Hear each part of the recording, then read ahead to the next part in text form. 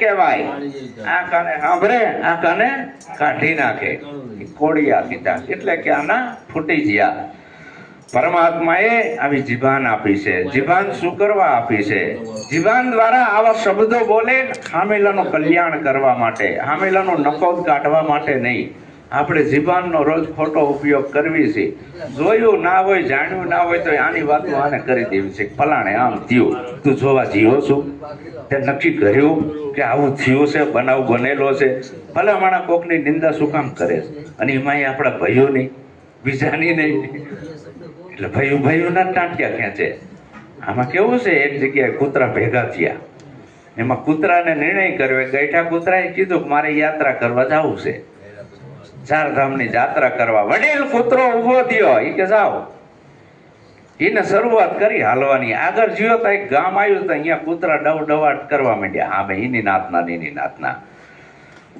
જો એની જોડે બાજબાર રહ્યો હોત તો યાત્રા પૂરી ના થાત. એ દોડ્યો, પૂંછડી દબાઈને બીજું કામ આવ્યું, અહીંયા એની નાતના પાછા કૂતરા આમાં ભટકાણા ડવડવાટ. એ તો દોડવાનું ચાલુ રાખ્યું. જે યાત્રા મહિનામાં પૂરી કરવાની હતી, 15 દિવસ પૂરી કરીને આવતો રહ્યો.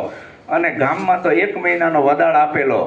ગામવાળાને કીધું, વડીલોને કે હું આવી ગયો છું, મારા હામિયા ક્યારે કરવાના છે? અરે કે મહિનો આવવાનું હતું ને 1 મહિને 15 દિવસમાં કેમ આવી ગયા? એ કે પછી કહું સ્ટેજ ઉપર, તમે હામિયા કરો. મારા હામિયા કર્યા. હવે કે મારી કહાની કહું કે આટલી ઝડપ જે મેં કરીને એ મારી નાતના મને નડ્યા છે ને, હું ક્યાંય ઉભો રહ્યો નથી કોઈના આમ મોટો દેવા.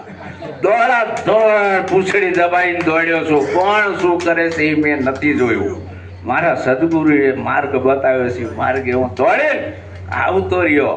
એટલે બધાને પોતાના જ નડે છે. ભક્તિની અંદર પારખા નથી નડતા, એને કાંઈ નથી પડી. આ જોને મોટું અશ્વિનીઓ કેશાભાઈ છોકરું આજકાલનું પગથરું થઈ ગયું છે.